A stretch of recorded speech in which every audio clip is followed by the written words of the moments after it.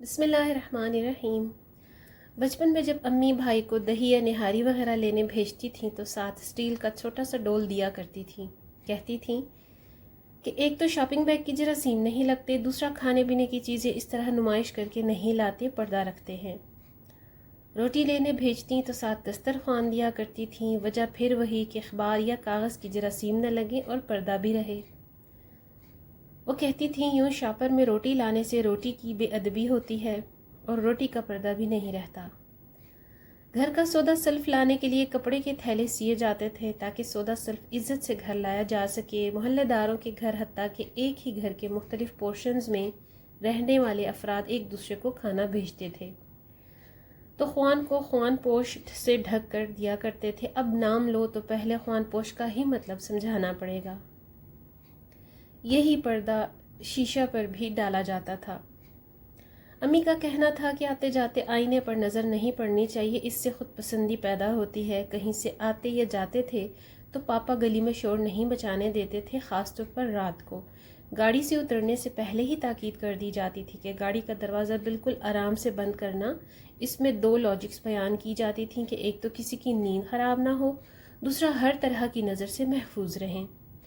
کیونکہ فیملی اکٹھا باہر نکلتی ہے تو 100 طرح کی نظر پڑتی ہے۔ آج یہ بات کرو تو سب ہنستے ہیں ہم پر۔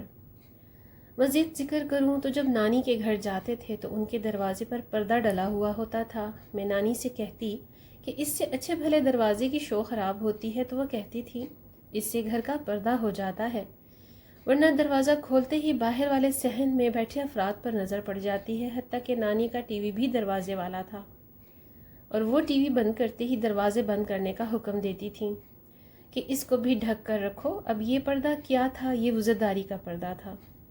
یہ پردہ وہ تھا جو بے حیا ہونے سے بچاتا تھا، رزق کی اہمیت بڑھاتا تھا، رزق کی عزت کرنا سکھاتا تھا۔ اور اب یہ پردہ کہاں ہے؟ اب یہ ہم سب کی عقلوں پر پڑ گیا ہے۔ ہمیں برائی نہیں لگتی۔ بے حیائی آہستہ آہستہ ہمارے گھروں میں جگہ بنا رہی ہے۔ ہم اپنے باپ سے انتہائی بے تکلف تھے، تب بھی ایک پردہ تھا، کیونکہ امی کہتی تھیں باپ بیٹی میں، بہن بھائی میں بھی پردہ ہوتا ہے جو قائم رہنا چاہیے۔ آج کسی کو کہو تو وہ طعنہ ہی مار دیتا ہے کہ جی آپ کو ابو آپ کو پیار ہی نہیں کرتے ہوں گے۔ اس لیے بہرحال اپنی ذات تک تو میں پوری کوشش کرتی ہوں کہ امی کی دی ہوئی سیکھ کو اپنے گھر میں ہمیشہ لاگو کر سکوں۔ اس کے باوجود میں کپڑے کے تھیلے میں سودا نہیں منگوا سکتی کہ یہ میرے بچوں کو منظور نہیں، اور زمانے کے ساتھ چلنا بھی ضروری ہے۔ تو یہ بہت سے قیمتی روایات ہم لوگ اب کھو چکے ہیں۔ افسوس۔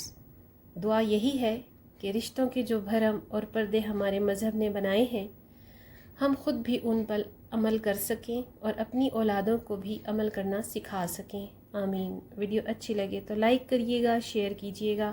اگلی ویڈیو تک اللہ حافظ۔